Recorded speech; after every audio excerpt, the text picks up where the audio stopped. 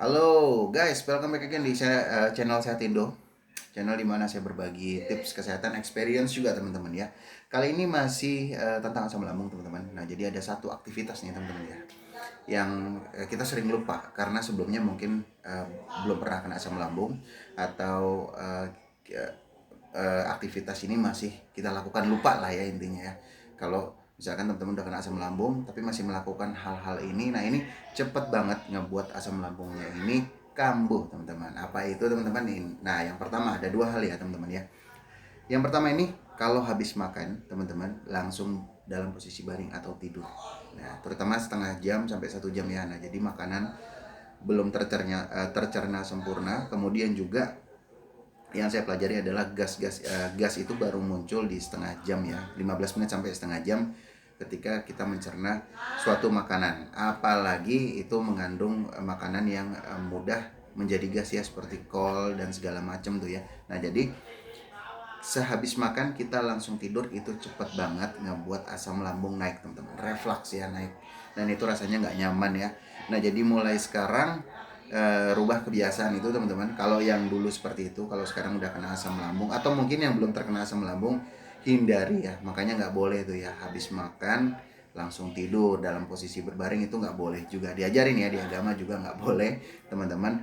Jadi sebaiknya beraktivitas seperti biasa ya, duduk ya atau mungkin jalan teman-teman, tapi jangan langsung tidur atau dalam kondisi berbaring.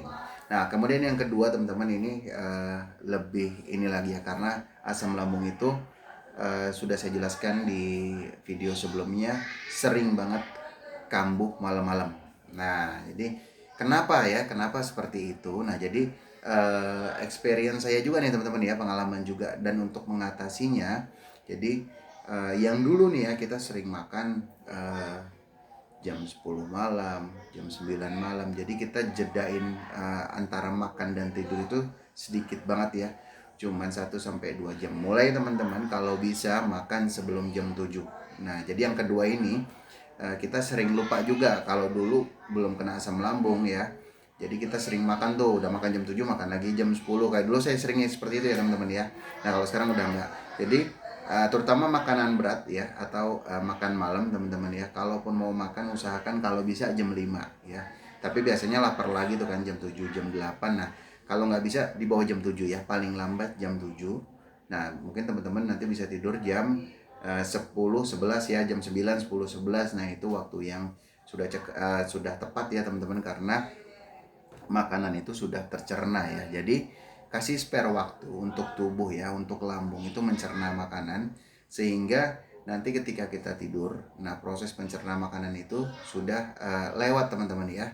Nah jadi itu untuk yang malam ya, untuk yang sering kambuh itu bisa dihindari teman-teman. Nah jadi buat teman-teman di sini yang masih sering kambuh ya, nah dulu saya bingung juga tuh, karena ini kenapa ya gitu, kalau malam itu sering banget kambuh terutama jam 1 jam 2. Jadi karena tidur kita lebih panjang di malam hari ya teman-teman ya. Nah jadi biasanya semenjak kena asam lambung nih saya tidur jam 9 jam 10-an ya. Nah itu jam 1 pasti terbangun ya dengan rasa yang macam-macam teman-teman ya. Kadang-kadang otot leher tegang, kemudian kadang juga masih sedikit ada rasa nggak enak di dada ya teman-teman ya. Jantung berdebar cepat juga, kemudian kadang belikat kiri sakit. Pokoknya sensasi-sensasi yang asam lambung itu suka timbul, tapi biasanya lebih ke terbangun, kemudian dada atau berdebar ya, jantung berdebar cepat ya, dan seperti agak sedikit sesak nafas. Nah cara menghindarinya yang tadi ya, cukup gampang, kasih spare waktu teman-teman. Usahakan makan malam di bawah jam 7 ya, atau jam 7 jam 8 mungkin masih ditolerir ya, tapi di atas itu sebaiknya tidak ya teman-teman ya. Sebaiknya tidak makan malam, atau mungkin bisa diganti dengan makanan yang lebih mudah dicerna, contohnya oatmeal ya. Nah oatmeal ini bagus juga teman-teman ya, karena dia lebih berserat ya, dia lebih memiliki serat, lebih mudah dicerna. Nah kalau teman-teman mungkin kelewatan makan malamnya, mungkin bisa disubstitusi ya dengan oatmeal ini. Nah itu salah satu dulu solusi saya menghindari malam-malam itu kambuh asam lambungnya ya. Nah sebagai tambahan teman-teman ya, posisi tidur juga ya, posisi tidur. Jadi itu juga buat yang baru-baru terkena asam lambung ya teman-teman.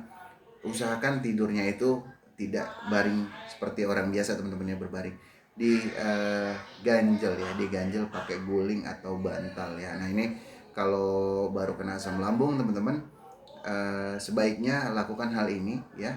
Jangan tidur berbaring ya, nanti pasti terbangun teman-teman ya, jam 1, jam 2, jam 3 pasti terbangun tuh ya. Nah diganjel sama bantal atau guling, pokoknya posisi kalau bisa seperti ini ya, kalau bisa seperti ini. Nah jangan berbaring full teman-teman ya, atau dalam posisi seperti ini ya, itu memudahkan asam lambung itu naik, karena kita tahu ya yang terkena itu katup esofagusnya ya teman-teman. Jadi kita jaga kondisi badan kita atau posisi tubuh kita untuk tidak berbaring. Nah itu mungkin sedikit solusi juga buat teman-teman yang asam lambungnya masih sering kumat ya, terutama ini pasti yang baru-baru teman-teman ya, yang baru-baru terkena asam lambung masih bingung ya, apalagi solusinya tiap malam kamu terus. Nah bisa mulai dicoba hal-hal seperti ini ya. Jadi saya ulangin lagi, ada 3 tips jadi ya teman-teman. Yang pertama yang pertama tadi adalah kita makan ya, saya